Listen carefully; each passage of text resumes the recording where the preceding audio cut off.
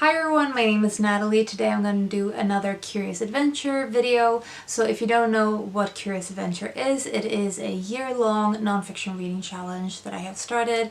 I will link the announcement video below. Basically, there are 12 prompts or specific challenges to do with reading nonfiction. And today I'm going to talk about one book that I've read for one of the challenges. So the book that I want to talk about is Brown Album by Porochista Khakpour. This is an Iranian-American writer, and this is an essay collection that just came out in May. So I am calling this as my book that I've read for Curious Adventure, where parts of it has been published elsewhere before. As it is a essay collection, that is often the case, that the essays have been published in various magazines and things and been collected into one. Porochista Khakpour moved to the US from Iran as a kid, and she talks about growing up as an Iranian in the US and trying to sort of navigate the blend of those two identities, especially because of the fraught relationship between Iran and America.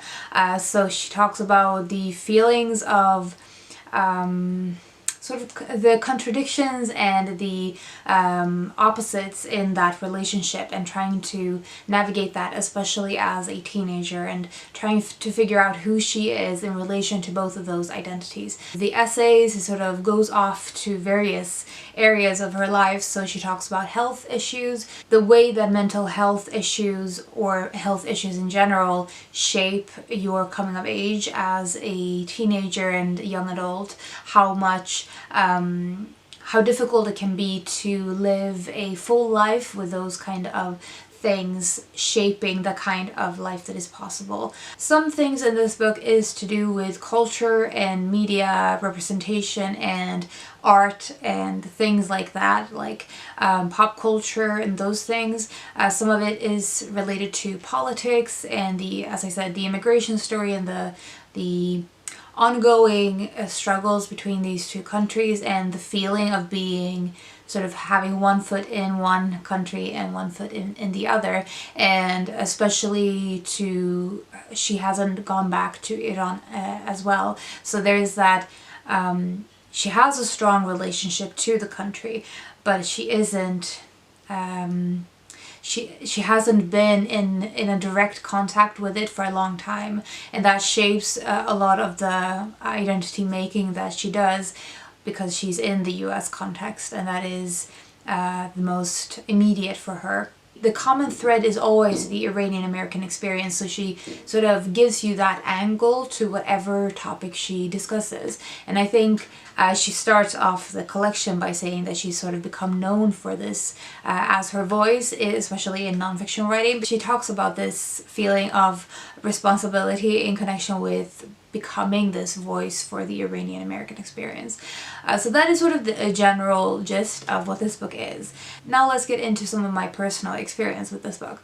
So I had a quite unique experience with reading this, because I am half Iranian. My dad is from Iran, and he moved to Sweden as a 20-year-old, thereabouts. I do not speak Farsi, although I am familiar enough to have the groundings of the language, and I know a lot of words and phrases.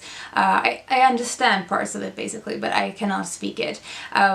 So some of my experiences are completely different from the author of this book, but there are some things that she talks about that I found relatable on a level that I've not really had an experience with. One of the first essays in Brown Album is talking about the reason that Iranians use the word Persia and Persian to talk about their culture or their country, and it sort of made me realize that I'd been doing something that I hadn't really figured out why I was doing it, and but it made sense when she talked about it. So basically she talks about how Persia is this mythological location. It's this place rich with culture and with language and with art, especially like poetry. A lot of ancient Persian poets that are internationally well-known names. I think those are the kind of things that she means is sort of connected to the word Persia or Persian, whereas the word Iran is connected to 9/11 or the Islamic Revolution, and especially the religious troubles and the political troubles are connected to this country name. To separate between those two meanings of the same country,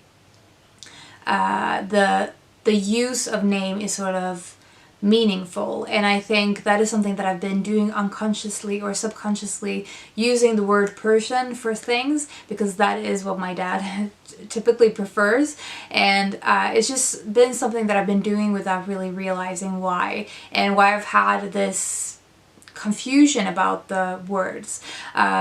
So she talks about how Iran is such a loaded word, and how it's connected with so many negative images, especially in a US context. There's things related to her feeling of like growing up in an Iranian household that I could recognize. She mentioned specific foods and the celebration of Nowruz, which is the Persian New Year, right at the beginning of spring. There's certain sort of specific things that comes with her experience that I could relate to, from having from being half Iranian and from living in a country where I'm looking differently. Even when I've been traveling in Europe, I've always been, when I've said that I am Swedish, I always get some kind of follow-up question like, where are you really from? In parts of her personal essays, she talks about a time when she went platinum blonde, and it sort of comes from this feeling of always being an outsider or the odd one out, and deciding to make that as a statement and to really take up the notch. Instead of just accepting the criticism of being different, she decides to make the difference her strength. And I think I could definitely relate to that, especially as a teenager, and the way that you react to that feeling of being judged for being different. So a lot of my experiences with reading this was on a personal level. I could recognize some of the sort of coping mechanisms as an immigrant for her, but for me just having that dual identity, and something that a lot of people I think can relate to, with having heritage that sort of sometimes clashes with the identity that you sort of make your own. So there are those things. There's, I think, several things to do with politics that is valuable in this book, and that's why I would recommend this to a lot of people. I feel like she raises a lot of important questions and really asks you to value what you are getting about this country and its citizens and its culture. The fact that it is always with the American angle, and the relationship is so simplified. It's not a perfect essay collection. There are definitely certain essays that I liked more than others, and a lot of sort of experiences that I could not relate to.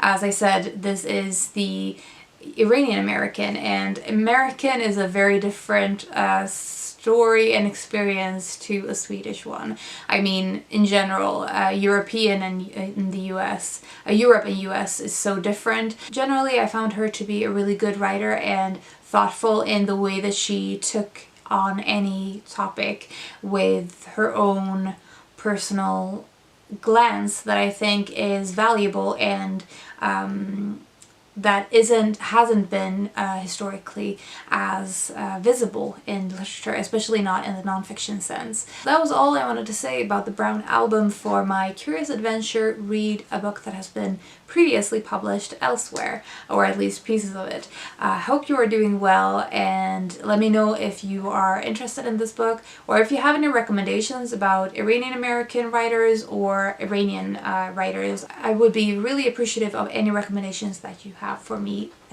Please feel free to leave them in the comments. So that was all I wanted to say. I hope you're doing well, and I will talk to you soon. Bye.